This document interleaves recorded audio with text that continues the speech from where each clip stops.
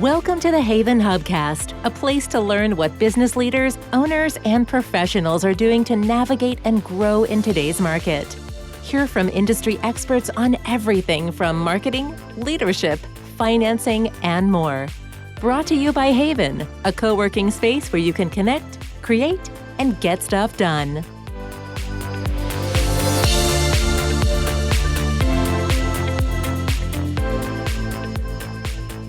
Hello, and welcome to the HAYVN Hubcast. I am your co-host, Nancy Sheed, and I am excited.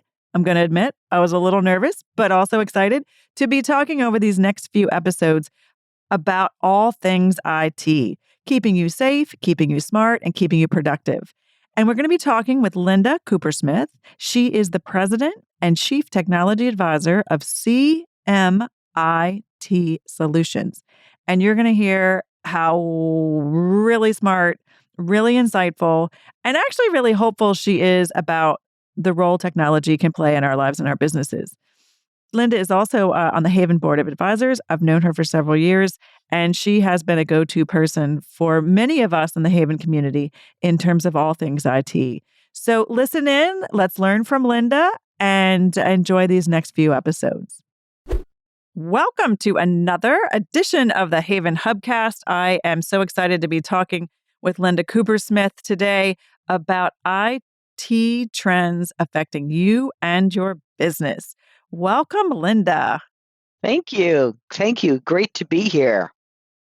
This month is, Linda and I are sort of carving out the whole month to be looking at IT, how to use it. What are we saying? All things IT, keeping you smart, safe, and productive. But what today's topic is kind of is going to be an overview. Like we're coming into, I hate to say a new year, but life has changed. The way we work has changed. Things are never going to be like they were before the pandemic. And I think looking through how that is affecting IT, how IT is affecting us, how it's affecting our, kind of business and beyond is a perfect way, Linda, to sort of see what's changed as well as see what's coming and see what we need to think about in terms of that. So what are you seeing in your industry in terms of along those lines? What's happening and what are people not considering or they should be considering? Technology is such a wide space right now. I mean, we work, pretty exclusively with small, businesses being able to take care of their IT so they can worry about other things other than all of this kind of stuff. But all around us, we're all, I think, there's more and more technology that's become a fabric of our lives.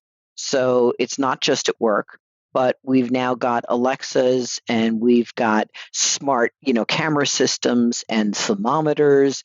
And there's just so much happening in the tech field. And frankly, if we look back at the recession in 2008, there was a tremendous amount of money that was pulled out of the market. And what typically happens in times like that is investors are going to put it into someplace. And there was a lot of money put into tech back in 2008. So we saw a lot of technologies, get born and really kind of evolve. And then one of the trends I'm really seeing is that new technology, innovative technology, is moving at a faster rate. So, where before it would take 10 years for some new concept to kind of catch on and roll out, we're now seeing that shorten, considerably. How it wasn't not too long ago that we saw our first Alexa, and now Alexa's got lots of different cousins out there. And I was now looking at some really cool little robot guys, desk bots that were on Kickstarter.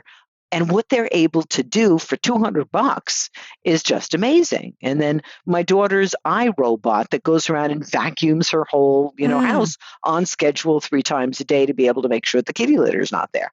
Oh, it's just more and more and more. I mean, Bitcoin, NFTs, exactly. And social media I'm just coming in at the angles that overwhelm me or that I try and at least keep up with. Social media platforms, how this works with that, it's dizzying and how old is TikTok?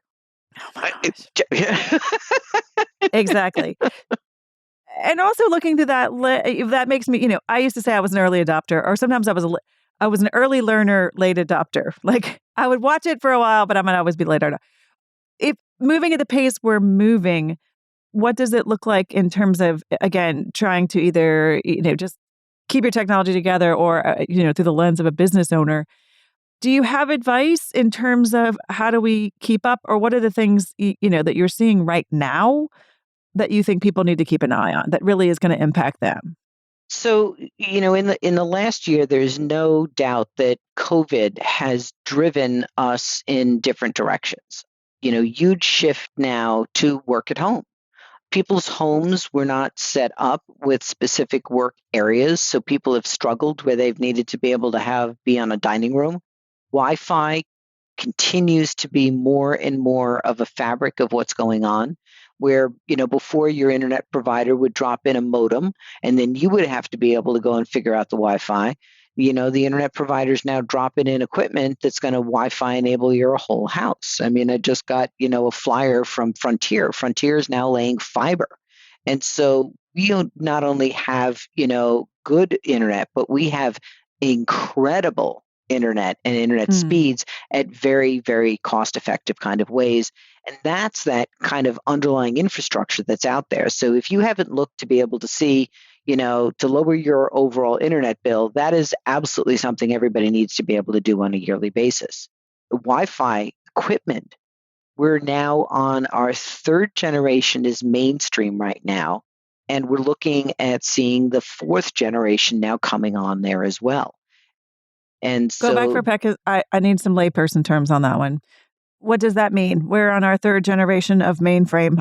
You lost of me. of Wi-Fi equipment. So if you look Okay. at a Wi-Fi access point that was produced 5, 6 years ago, it may still be running today, but it is not able to have the speed and the clarity and the ability to handle multiple devices that the newer generations do.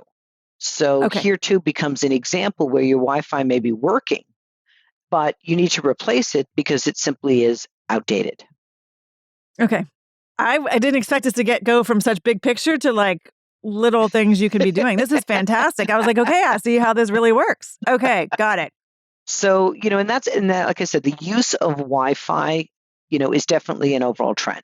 So, houses need to be there, businesses need to be there, but it also means that we need to be able to make sure we know the security around connecting to a public hotspot and what we should and should not do there. I think on the other side of it, we're seeing things happening in the cloud, in the internet thing.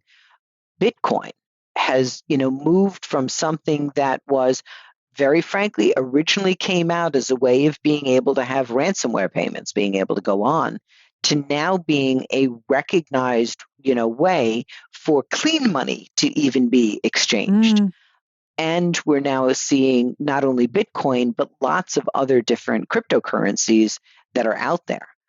One of the ventures that I'm also involved with allows people to be able to put a Bitcoin miner in their house and create Helio currency simply by putting on this little modem on their house that is now starting to build a whole separate network called the Internet of Things. I wish I could say I didn't know about that, but I do know. Again, dark web, you're not listening, but I might actually know a few things about that. But it doesn't. I haven't used all those terms. I'll just say I'm familiar with the term mining. I'll leave it at that. Wow. Okay. So in terms of, again, wiring and setting up your house, whether it's for your home and the technology or your business, is now again should be a forethought planning exercise or a rethinking exercise as opposed to we just keep adding and fixing, it sounds like. Right. Absolutely. Wi-Fi technology, because we're more dependent on it, we need to make sure it's more available and dispersed out through the house and the world. What? Yeah, and the work from home, have you seen or in your work over the past year, have you had to come in and kind of set up separate networks? Like what does that look like when suddenly you go from either a home office or just a home setup to one to two to, I mean, potentially three or four people now working from home in 2 to 3 to 4 different organizations. Correct. And so, yes, as soon as this all happened, our immediate concern was about these nice work computers that are behind a protected network at the office now going into the house. The house is filled with lots of unmanaged devices. It's the school that now just grabbed whatever they could, threw it at the kid. There's no security protection on there. We now have Google who wants to listen in on everything that we're doing so that they can give us better advertising. And so you've got Alexa. Now, how do you protect your work computer? And really what we're advocating is that people create a separate network in their house for work. So just like you have a work email and a personal email, many of us have a work phone and a personal phone. You need to have a separate network in your home for your work stuff and keep the other stuff on another network. Mm. So we've been helping a lot of people in my space, including in the home automation space, are really, now sensitive to that and being able to say there's different levels of security, different levels of segmenting out all of this. I mean, I'm hearing people can't work from home until they can prove they can have a safe work environment. I mean, and safe from a secure technological, standpoint. But Right. people have to be able to prove that. And I'm not sure how much support their companies are giving them to make that happen, that's where a Linda would come in. That's right. In terms of slightly bigger pictures or things that seem really far off or used to seem really far off to us, Linda, a couple of questions in terms of AI, right? Like AI used to think of like you were playing chess against a computer, right? But, I'm seeing AI in things like software, not even software, packages that can literally make a video out of a blog post without me doing a thing, right? Like AI is everywhere. They're scraping stuff together and suddenly producing something without a human ever touching it. What are you seeing in terms of AI? In terms of either to be aware of or things we should, be on the lookout for, or things we might need to be interested in incorporating that don't sound as creepy as other AI might sound. And this is such a long term coming. So I originally studied artificial intelligence with a professor in college who was in the Brooklyn Navy Yard. And it was, I'm not going to say I'm a brilliant person, but I have a computer science degree. The class started off with 36 people, and there were only 11 people that finished the class. Ooh. It's complicated stuff. And at that time, it was about creating artificially intelligent solution where it was the solution. Now what has happened is we are seeing artificial intelligence concepts of pattern recognition and self-learning inside of solutions. So it's not that the AI is the solution, it is simply a tool that we build into things. So on the security front, everybody hears me, speak a lot about security. The virus protection on your computer used to be, and for many people it still is, a matter of looking for known viruses, antivirus signatures. Next generation antivirus is now looking at the patterns of what's happening on your machine. And when it sees a change in pattern, or it sees a pattern that has now been notified, it will then be able to send out an alert. And this is increasingly necessary because the kinds of malicious code that are coming out are what we call fileless. So they never even drop onto your hard drive. They just kind of out there. But artificial intelligence is also fueling a lot of things from an advertising perspective. How we shop, how we interact on the web, that the predictions that you're seeing are becoming more targeted. When I'm on YouTube, initially it was giving me a whole bunch of political stuff. I hate political stuff. All it now took was for me to be able to go in at the beginning of January and say, goal setting. How do I set my goals for the year? And I'm now flooded with lots of different and now it sent me into productivity things. And so these are all examples of, learning and being able to tune these things. So it has so much capabilities and potential, but we're now just seeing it being really affordably being able to put into, solutions. So we're going to be seeing much more of this kind of tailored experience that helps us save time and be better people.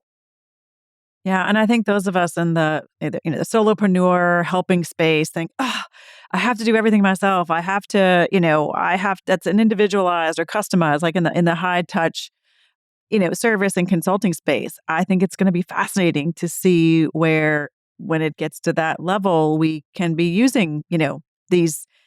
As you said, I like thinking about it as an application versus thinking of it as a thing, right? Like Correct. Correct. that's a great way to be anticipating it. Another one of the things that again seemed far out and space agey are virtual reality. And again, I think it's much closer than we think, and it's getting less and less far out. What are you seeing with regard to virtual reality and how it's impacting our businesses, or interesting ways it's being used as opposed to, kind of creepy, scary, where we're all alone with glasses on? Exactly. So here too is a great trend. So like many technology trends, it started in the entertainment space.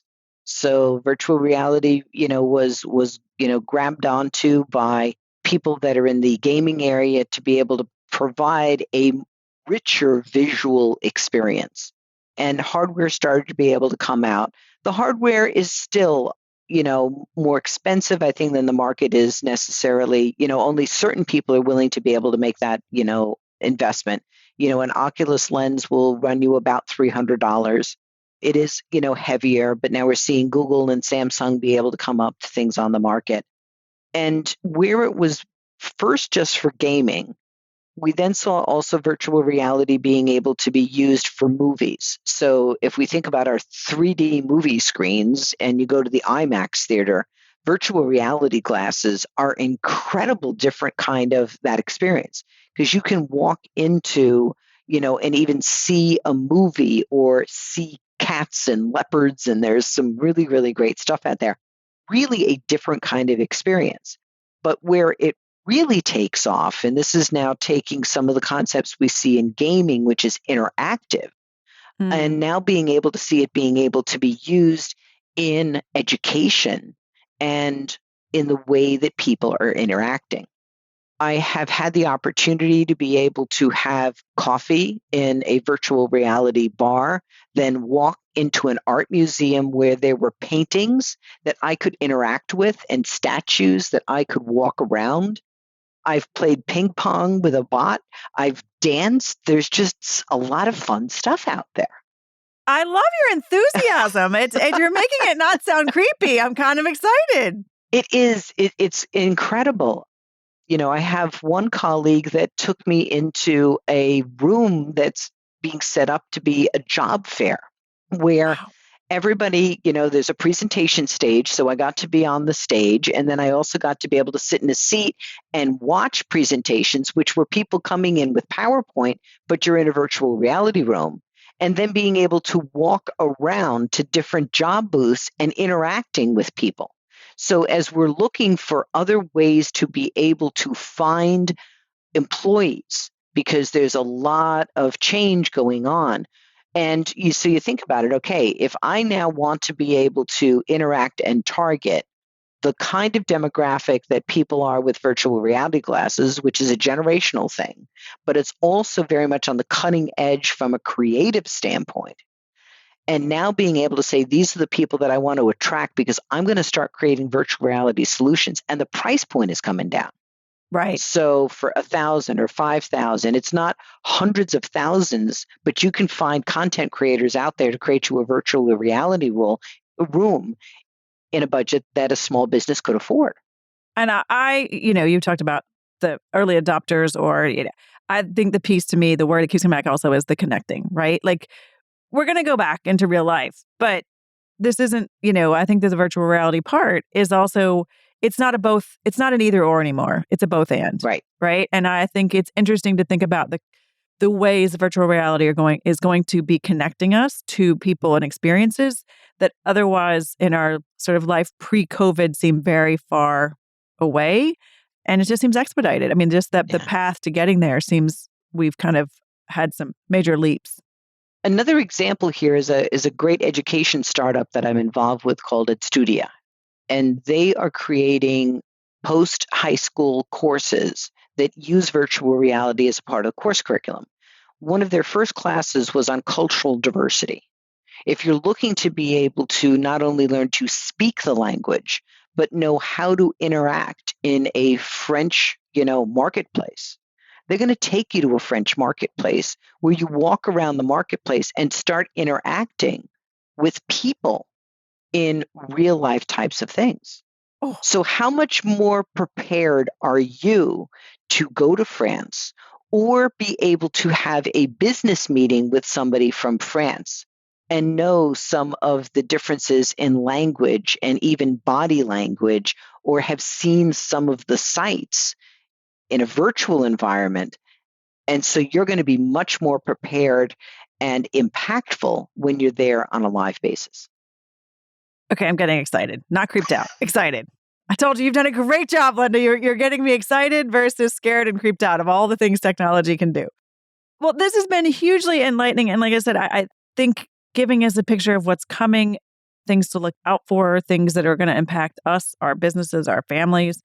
And in these other podcasts where we're literally, talking about things we can do right away to, again, stay kind of smart, secure, and productive. So, Linda, thank you for your time. Thank you for your expertise. This has been a wonderful sort of opening point for all of these IT conversations. Just trying to keep everybody learning and curious. That's what I love. Perfect. Linda, as always, I feel smarter, more secure, and more productive on all things IT. How can others who want to connect with you, work with you, learn more, connect with you?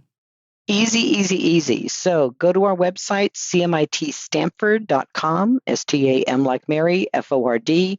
Look for Linda's Tech Tips on the top right-hand corner. You'll find a whole bunch of information there, and can also sign up for our Tuesday Quick Tips, which will keep you very quickly up to date on all things in small business technology. You can also find us on Facebook, Instagram, and Twitter, and then we also run a YouTube channel which has some original content, but some great playlists of getting you up to speed on different technologies and just different YouTube videos we found that are just very, very informative for small business owners looking to be able to become more educated.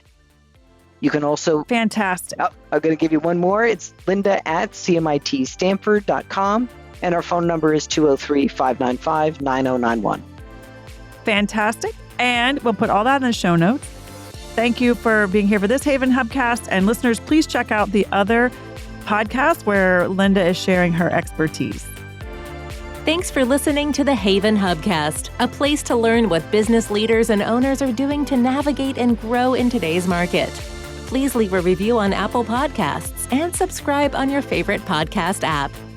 HAYVN is a co-working space and virtual community located in the heart of Fairfield County, Connecticut. HAYVN is a hub for business owners and professionals to connect, create, and get stuff done. Find out more about the HAYVN community online at hayvn.com. That's HAYVN.com. HAYVN Hubcast is produced by Sound Advice Strategies.